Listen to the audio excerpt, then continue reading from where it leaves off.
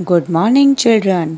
मैं सुनैना अरोरा, आपकी संस्कृत अध्यापिका, आप सभी का कक्षा 6 की ऑनलाइन पाठशाला में हार्दिक रूप से स्वागत करती हूँ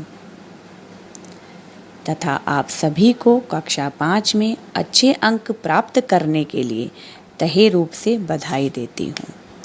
आशा करती हूँ कि आप सब अपने अपने घरों में स्वस्थ होंगे तथा अपने परिवारजनों के साथ एक खुशहाल जीवन व्यतीत कर रहे होंगे। सबसे पहले मैं बच्चों आप सभी को कोविड-19 नामक वायरस के बारे में बताना चाहती हूँ। जैसा कि आप सभी जानते ही हैं कि हमारे देश में इस घातक बीमारी के कारण लॉकडाउन चल रहा है, जिसके कारण आज हम सभी अपने अपने घरों में अपना समय व्यतीत कर रहे हैं और बाहर निकलने में असमर्थ हैं। इस बीमारी के बचाव के लिए हमें अपने अपने मुंह पर मास्क लगाकर रखना चाहिए, हाथों को बार बार धोना चाहिए। खांसते और छींकते समय हमें नाक और मुंह को टिश्यू पेपर या रुमाल से ढकना चाहिए। अगर बच्चों किसी को खांसी या बुखार के लक्षण दिखाई दें तो तुरंत डॉक्टर के पास जाकर भी हमें दिखाना चाहिए। इसमें हमें बहुत सावधानी बरतने की ज़रूरत है। बच्चों एक बात बताइए कि हमें इस सामाजिक दूरी के अतिरिक्त एक काम और करना चाहिए।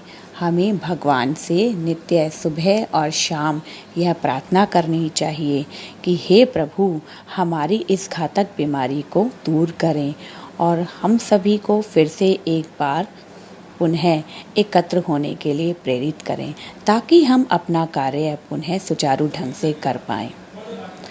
आप सभी जानते ही हैं कि हमारे प्रधानमंत्री जी नरेंद्र मोदी जी ने हमारे देश का लॉकडाउन बढ़ाकर 3 मई तक 2020 तक कर दिया है। वो हमारी वर्तमान स्थिति को देखकर ही उनको ऐसा करना पड़ा। अतः हमें इस समय अपने प्रधानमंत्री जी का कहना मानकर घर पर ही रहना है तथा सामाजिक दूरी बनाकर ही रखनी चाहिए। और हाँ बच्चों, हमें यह जंग जीतनी है। और अपने अपने आप लोग अपने मित्रों को मिलना चाहते हैं ना? तो हाँ, हम अपने मित्रों को बहुत जल्द मिलेंगे। अपने अध्यापक अध्यापिकाओं से भी पुनः संपर्क में आएंगे, पुनः विद्यालय आएंगे और अपना कार्य बहुत जल्द सुचारू ढंग से करेंगे। अब आगे अपने समय को समझते हुए हम अपनी ऑनलाइन कक्षा की शुरुआत करते हैं। एक बार फिर आप सभी का हार्दिक अभिनंदन। तो चलिए बच्चों, अब हम अपनी प्रिय विषय संस्कृत के विषय में जान लेते हैं, जो कि हमारी पाठ्य पुस्तक का नाम है संस्कृति संस्कृत पाठमाला। इसकी लेखिका हैं डॉक्टर सावित्री गुप्ता जी और यह तरुण पब्लिकेशन के द्वारा ली गई है। इसमें आप सब देख रहे हैं कि हमारे कुछ पाठों का वर्णन है, अर्थात पाठों की सूची दी गई है। लेकिन इसमें सर्वप्रथम एक ही चीज़ है, प्रार्थना। जैसा कि मैंने आपको ऊपर बताया कि हम प्रार्थना क्यों करते हैं, तो बच्चों आज हम प्रार्थना नामक अध्याय का सर्वप्रथम अध्ययन करेंगे। आप सभी तो जानते ही हैं कि हम सब प्रार्थना क्यों करते हैं। हम सब प्रार्थना इसलिए करते हैं कि हमारा दिन अच्छा व्यतीत हो पाए और हम सब अच्छे से रह पाएं। हम जब विद्यालय आते हैं तो अपने दिन की नई शुरुआत प्रार्थना से करते हैं। प्रार्थना में हम प्रभु से यही मांगते हैं कि हे प्रभु हमें नित्य नए काम करने की सद्बुद्धि देना और हमें अपनी अपनी पढ़ाई में अच्छा रखना और हमें हमेशा सुकर्मों की तरफ प्रेरित बनाए रखना। तो ठीक है बच्चों, अब हम अपने प्रथम श्लोक के साथ शुरुआत करते हैं अब मैं श्लोक का उच्चारण करूंगी और साथ साथ आप लोग भी अपने अपने घरों में इस श्लोक का उच्चारण करेंगे और इसकी व्याख्या को ध्यान से सुनेंगे।